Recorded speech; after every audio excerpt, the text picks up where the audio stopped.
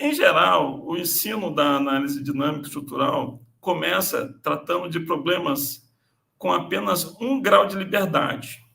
Ou seja, você só tem apenas um único deslocamento acontecendo na estrutura, que seria esse deslocamento U, com uma única força externa. Mas esse pórtico tem mais do que 1 grau de liberdade.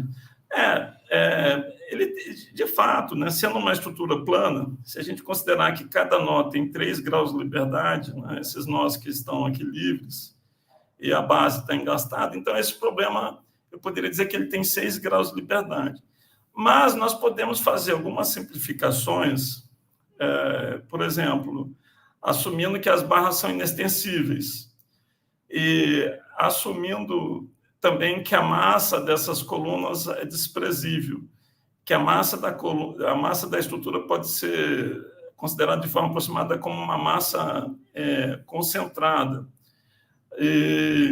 Então, você consegue reduzir esse problema a um problema com apenas 1 grau de liberdade. Então, sendo isso, o que seria esse problema? Então, seria uma estrutura bastante simples, que é um pórtico, ali, tipo uma trave de futebol, né, no gol. 2 colunas e uma viga. E a gente pode assumir, então, que toda a massa está concentrada aqui nessa viga, né, e que a massa do restante é desprezível. Então, quando a gente considera isso, a gente vai observar que a equação que geralmente é utilizada na estática, ela precisa ser expandida. Geralmente, no caso estático, a gente considera apenas a relação entre deslocamento e força, mas fica faltando algumas coisas. Por exemplo, o Isaac Newton dizia que força é igual a massa vezes aceleração. Essa força seria, então, na verdade, um conjunto de forças desequilibradas. Se a estrutura está em equilíbrio, a aceleração é igual a zero. E é o que a gente geralmente considera no projeto estrutural, né? Na análise estrutural que a gente estuda ao longo da graduação em engenharia civil. Então, quando você considera que as acelerações são nulas, você pode assumir que a estrutura está em equilíbrio. Mas na análise dinâmica não é o caso. A gente geralmente analisa estruturas desequilibradas. Isso causa uma angústia grande aos engenheiros estruturais, porque a primeira equação que o engenheiro quer satisfazer é equilíbrio. Mas quando você vai fazer uma estrutura sujeita a vibrações, ela não está em equilíbrio. E esse é um ponto que cria uma certa dificuldade de entendimento, né? E a gente não pode mais pensar dessa forma: olha, a estrutura está em equilíbrio. Existe, no entanto, um artifício que permite que você faça, que permita que você pense de uma forma chamada equilíbrio dinâmico. Mas, na verdade, a estrutura não está em equilíbrio. Na análise estática, nós geralmente consideramos apenas um termo dessas equações, que é o termo associado ao deslocamento, que é o deslocamento U. Uma notação bastante comum na análise dinâmica é utilizar essa notação com um ponto em cima, denotando derivada em relação ao tempo. Então, ao invés da gente utilizar a nomenclatura du, dt, que seria a derivada de U em relação ao tempo, que nos daria a velocidade, simplesmente se utiliza essa notação, o ponto. Então, nesta equação aqui, U é o deslocamento, o ponto é a velocidade. O ponto seria a derivada da velocidade em relação ao tempo, que é a aceleração. Então, nós temos aqui a aceleração, que seria a derivada segunda do deslocamento. Então, veja, para considerar uma estrutura, analisar uma estrutura que está se movimentando, ou seja, que não está parada, é necessário considerar tanto os deslocamentos, quanto a velocidade, quanto a aceleração. E essas grandezas vão gerar determinadas forças, né, na estrutura. Por exemplo, a velocidade está associada a uma força de amortecimento, que é representada nesta figura. O deslocamento está associado a uma força elástica, que é representado aqui nessa figura. E a aceleração, ela não está associada a uma força, na verdade, ela está associada a um desequilíbrio, porque o Newton já dizia que força igual a massa vezes aceleração. Então, na verdade, essa equação ela engana um pouco, porque nós deveríamos escrevê-la da seguinte maneira: mu ponto igual a P menos CU ponto menos KU, porque isso aqui é o desequilíbrio da estrutura. Mas uma maneira de você entender mais facilmente, o problema é um artifício, você pode fazer de conta que isso aqui é uma força inercial, embora não exista força inercial, mas a gente pode fazer de conta que isso é uma força inercial, que é dado pelo produto da massa vezes a aceleração. Então, essa é a equação do movimento de uma estrutura com um grau de liberdade. Ou seja, a partir dessa equação, eu consigo prever para uma determinada força como é que essa estrutura vai se movimentar. Eu consigo determinar o deslocamento, a velocidade e a aceleração resolvendo essa equação. Onde, como eu já disse, U é o deslocamento, o ponto é a velocidade, o ponto é a aceleração. O K é a rigidez da estrutura, né, que é já de conhecimento dos engenheiros civis. Os engenheiros civis estruturais usam, né, tem muita familiaridade com o conceito de rigidez e não há novidade nisso. A novidade está aqui no que diz respeito ao amortecimento, que está associado a forças dissipativas, e a inércia. Então, nessa equação, esses seriam os termos que estão representados aqui no gráfico acima por essas três parcelas. Uma parcela de força associada a deslocamento, uma parcela de força associada à velocidade e uma parcela de uma força inicial, entre aspas, associada à aceleração. Mas, na verdade, não é uma força. Ela é como se fosse o resultante das forças desequilibradas. E há uma força externa, que é o que está sendo aplicado na estrutura. Essa força P de T pode ser, como eu disse, o efeito do vento, ou o efeito de um impacto de um veículo, ou o efeito da correnteza, o efeito de onda se chocando contra a estrutura, efeito de um veículo passando com uma certa velocidade na minha ponte, enfim, qualquer carga que varie no tempo. Na situação, essa equação aqui, ela é válida para estruturas com comportamento linear elástico. Se a estrutura não tem um comportamento linear elástico, então você tem que expressar essa mesma equação dessa forma, onde essas são as forças elásticas associadas a um determinado deslocamento. Eu entendo perfeitamente que isso tudo soa um pouco estranho, um pouco difícil de entender no primeiro momento, né? É preciso realmente se debruçar mais sobre o assunto para poder entender melhor isso que eu estou falando, né? O professor Chopra, no seu livro, explica isso de uma forma fantástica. Tá? Estou tentando fazer um resumo num tempo muito curto. Mas para ele chegar, eu me lembro de algumas aulas dele, apesar de já fazer, sei lá, quase 30 anos que eu fui aluno dele, mas eu me lembro que para chegar nesse ponto são necessárias várias aulas, né? Bom, isso aqui, então, corresponde a um sistema com um grau de liberdade apenas. Qual o resultado, um dos resultados possíveis dessa equação? Se o nosso carregamento for um carregamento harmônico, ou seja, se ele variar como uma função senoidal ou cossenoidal, a resposta da estrutura também vai ser harmônica. Então, onde a gente observa esse comportamento oscilatório. O pessoal da física, que estuda física, né, do movimento harmônico, também já deve ter se deparado com esse tipo de gráfico. Então, é importante reconhecer aqui o período da estrutura, que é a distância entre dois pontos, né, que estão se repetindo aqui, ou os dois picos, ou os dois pontos onde o gráfico corta o eixo do tempo. Aqui na horizontal nós temos o tempo, e aqui, aqui no eixo das abscissas, no eixo das ordenadas, nós temos o deslocamento, ok? E, então, o que acontece? Se o seu carregamento for harmônico, né, o que pode ser um carregamento harmônico? Por exemplo, eu tenho uma das últimas consultorias na qual eu trabalhei, eu estou estudando o efeito de uma motobomba atuando em uma estrutura, né, uma motobomba bem grande. E, na verdade, são várias. Mas e o carregamento que ela provoca pode ser desse tipo harmônico quando há uma massa, quando o motor está desbalanceado. Tá? Então, o carregamento é dessa natureza.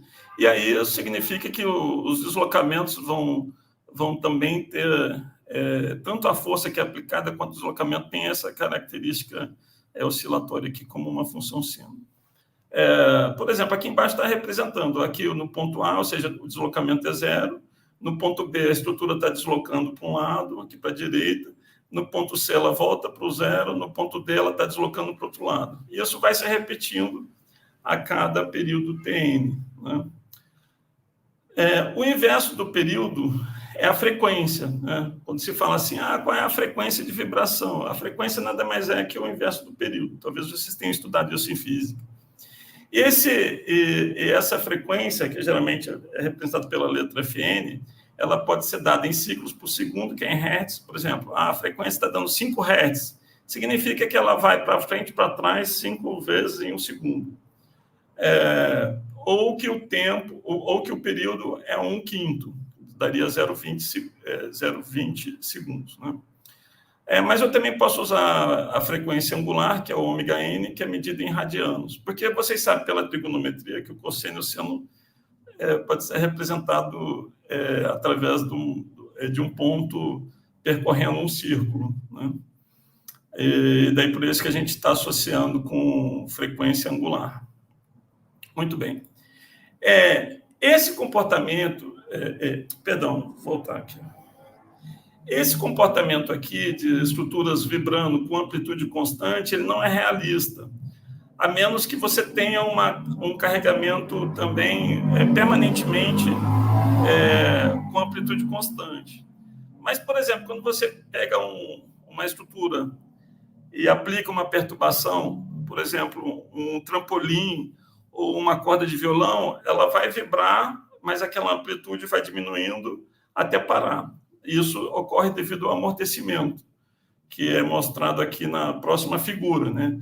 Essa seria uma vibração amortecida, ou seja, há uma oscilação de amplitude de vibração, porém ela vai diminuindo com o tempo. Essa redução da amplitude de vibração é devido ao amortecimento, que é representado pela letra C, né? O fator de amortecimento. Nós podemos, no entanto, reescrever essa equação desta forma, aqui embaixo. Não vou fazer as deduções, mas isso é fácil de verificar, que essa equação é a mesma dessa. Por exemplo, basta dividir tudo aqui por m. E quando a gente faz isso, reescreve alguns termos, vai surgir aqui essa grandeza ômega-n, que é a raiz quadrada entre o K, que é a rigidez, e M, que é a massa. Né? Aqui é a rigidez e aqui é a massa. Então, como é que... A primeira pergunta que a gente pode responder em análise dinâmica, para quem está vendo o assunto pela primeira vez, como é que eu calculo a frequência natural de uma estrutura? É só pegar a rigidez, dividir pela massa e tirar a raiz quadrada. Isso vai dar a frequência angular. Só que essa frequência aqui não é em hertz. Tá? Ela vai ser obviamente, você pode exprimir isso em várias unidades, mas geralmente a unidade mais comum é radiano por segundo. Tá? Ou também poderia ser em RPM, né? Rotações por minuto. Mas por que a rotação se a minha estrutura não está girando? Ela não está girando, mas ela está com comportamento oscilatório, que pode ser representado por algo girando. Né? Isso é um pouco confuso, mas a explicação mais rápida que eu consigo dar é essa. E essas outras grandezas aqui, por exemplo, esse é o coeficiente de amortecimento, que é o zeta, ele é muito importante, é uma relação entre o fator de amortecimento, a massa e a frequência angular. Se esse amortecimento for menor do que 1, a estrutura vai vibrar com esse comportamento oscilatório. Se ele for igual a 1, não, ele não vibra. Você aplica, por exemplo, você pega uma estrutura, aplica uma perturbação, ela volta para a posição inicial sem vibrar. Um exemplo disso são essas portas com esse dispositivo de amortecimento, para a porta não bater, né? Você abre a porta, quando ela volta devagarzinho, mas não fica oscilando, em geral, né? Pode até acontecer uma oscilação, mas não é o esperado. E seria, então, esse comportamento que a gente chama de amortecimento crítico. E você pode ter um sistema onde o zeta é maior do que 1, e aí ela estaria mais do que amortecida, digamos assim, estaria super amortecida, ou overdamped. Bom, como eu disse, é importante que a gente tenha essas noções básicas para a gente poder falar de análise dinâmica, senão fica realmente difícil entender o que acontece com uma estrutura sujeita a vibrações se a gente não tiver feito primeiro uma apresentação desses parâmetros. Essas equações que eu mostrei até há pouco, elas estão representando o comportamento de uma estrutura com 1 grau de liberdade apenas. Por incrível que pareça, nós podemos fazer análise dinâmica de várias estruturas na prática, considerando apenas 1 grau de liberdade. Tá? Por exemplo, eu posso fazer um projeto de uma base, de uma estrutura de concreto para receber uma bomba, por exemplo. Posso modelar isso como um sistema com grau de liberdade em algumas situações, ou com 2 apenas. É muito comum você tentar reduzir o número de graus de liberdade quando você está trabalhando com análise dinâmica. Por quê? Porque quando você faz uma análise estática, geralmente você tem um deslocamento só. E vocês sabem que, dependendo da complexidade da estrutura, essa análise com apenas um nível, né, digamos, intervalo de deslocamento, um vetor de deslocamento apenas, pode demorar bastante, né, a depender do número de graus de liberdade, se tiver milhares de graus de liberdade. No caso da análise dinâmica, esses deslocamentos estão variando no tempo, então você precisa avaliar as forças atuantes na estrutura e os esforços milhares de vezes. Então, há uma tendência a se tentar economizar graus de liberdade quando você vai fazer a modelagem dinâmica da estrutura, porque senão fica impraticável. Eu posso, então, modelar um prédiozinho de 2 andares como um sistema com 2 graus de liberdade apenas, o que está representado na figura. E o que acontece? Qual é a grande diferença em relação à equação anterior? É que essas grandezas que agora estão em negrito, na verdade, representam grandezas, no caso, os deslocamentos e força e as suas derivadas, né, dos deslocamentos são vetores, e as grandezas K, C e M são matrizes. Por exemplo, aqui nós temos a matriz de rigidez da estrutura, K, que só é uma matriz 2x2, porque nós temos aqui um sistema 2x2, né? um sistema com 2 graus de liberdade. Mas aí nós vamos ter uma matriz C de amortecimento também, que vai ser uma matriz 2x2, e uma matriz de massa, que também vai ser 2x2. Se eu tiver uma estrutura com 200 graus de liberdade, a equação vai ser exatamente essa.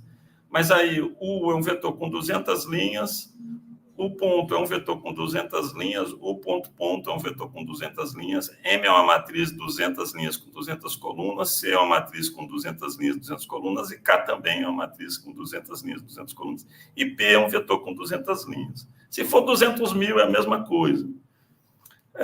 Embora muitas vezes essas matrizes elas tenham muitos zeros, né?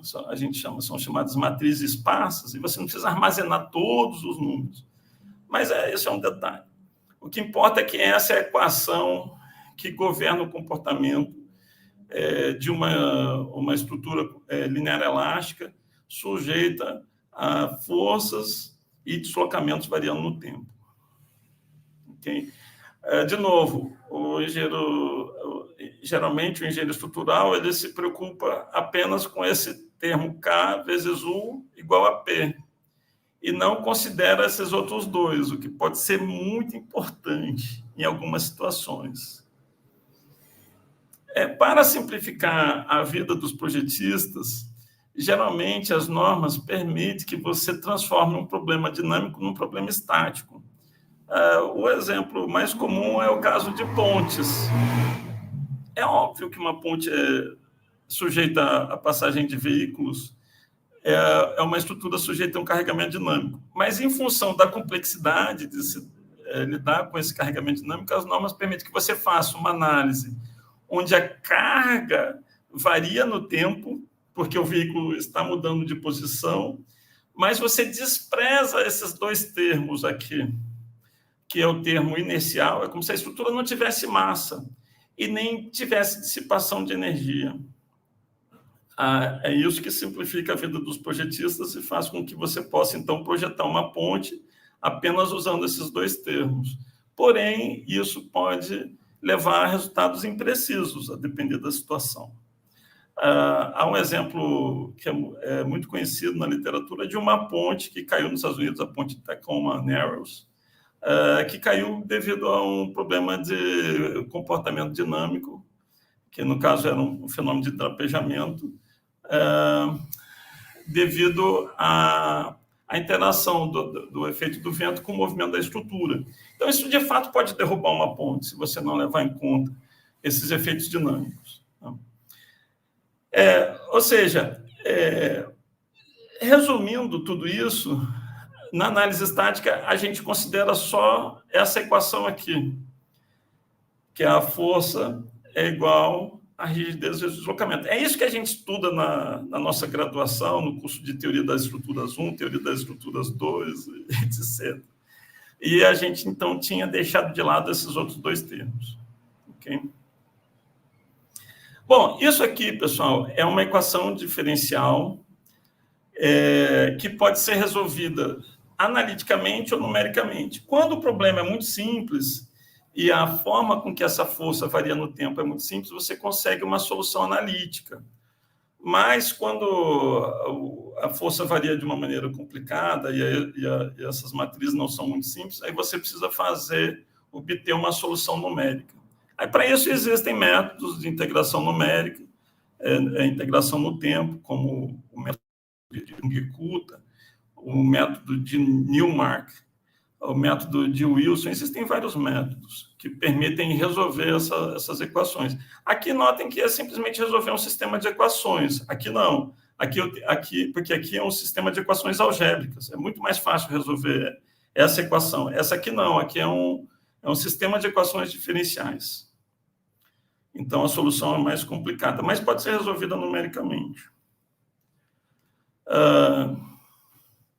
Aqui, então, nessa figura, o professor Chopra dividiu aqui os efeitos, né, desses três termos, que seriam um efeito associado aos deslocamentos, que seriam as forças elásticas, um segundo termo associado ao amortecimento, que é representado aqui por esse pistãozinho, que é como se fosse um pistão do amortecedor de um carro, tá? Exemplo mais simples, que dissipa energia, né? Ou seja, quando você passa num buraco, o carro, para não ficar vibrando todo o tempo, com a mesma amplitude, você coloca um dispositivo de dissipação de energia que vai atenuar aquela vibração. Então, isso está sendo representado aqui. Isso é um dispositivo que é colocado nas estruturas? Não necessariamente, pode até ser, mas já existe um amortecimento, digamos assim, natural, que seria a resistência do ar, seria dissipação numa estrutura metálica. Essa dissipação se dá por atrito nas ligações entre as chapas e parafusos. No concreto, você tem dissipação de energia pelo atrito em fissuras e outros mecanismos, né? E aqui é o terceiro termo representando esse termo, essa terceira parcela representando esse termo inicial, que está associado à massa e à aceleração. Bom, como eu disse, eu tentei falar da maneira mais rápida possível os fundamentos da análise dinâmica. Só aproveitando, que eu também falei da situação de vibração livre, né? Na situação de vibração livre, você quer estudar a estrutura de uma situação onde ela não está sujeita a cargas externas. Então, essa força aqui seria nula. Ou seja, você aplicou um impacto na estrutura, ou deu um peteleco numa corda de violão, ela vai ficar vibrando sozinha, sem ter uma força externa atuando, variando no tempo. Então, você pode ter uma situação onde essa força é nula. Mas é engraçado que aqui, no caso estático, quando a força é nula, o deslocamento é nulo. Esse é um caso mais simples, né? E isso acaba se tornando intuitivo para o engenheiro civil. No caso aqui da dinâmica, eu posso ter força zero, mas posso ter a estrutura vibrando. Então, eu vou ter deslocamentos, vou ter velocidade, vou ter acelerações e, portanto, vou ter esforços na estrutura, mesmo que eu não tenha carga nenhuma atuando nela. Isso é uma coisa que é um pouco contraintuitivo, porque a gente sempre acha que para ter esforço precisa ter algum tipo de ação externa, e não precisa. Então, geralmente... esse é o exemplo da corda do violão. Vamos pensar na corda do violão. Você deu um peteleco na corda, ela vai ficar vibrando. Enquanto ela está vibrando, ela tem deslocamentos? Tem deformações? Tem curvatura? Tem. Então, ela vai ter momento fletor, vai ter esforço cortante, esforço normal, mesmo que não tenha uma carga atuando nela, né? Esse é o caso da análise de vibração livre, que a gente chama também de análise modal. Então, na análise modal, você vai você vai resolver essa equação sem que a estrutura esteja sujeita a um agente externo. E aí você pode considerar ou não o amortecimento, nesse caso. Em algumas situações você despreza o efeito amortecimento, mas pode considerar também. E quando a força é nula, você consegue, através dessa análise modal, não vou entrar aqui em detalhes, ele envolve uma área da matemática chamada análise de autovalores e autovetores. Eu gostaria muito de falar aqui, mas realmente o tempo não permite, onde eu vou descobrir as frequências com que a estrutura vibra, que essa frequência está associada aos autovalores, e a forma com que a estrutura vibra, que está associada aos autovetores. E aí a análise modal consiste, então, na solução desse problema para forças nulas, onde você vai descobrir as frequências de vibração e a forma com que a estrutura está vibrando. Na análise modal, você não determina a amplitude das vibrações, apenas a forma com que a estrutura vibra.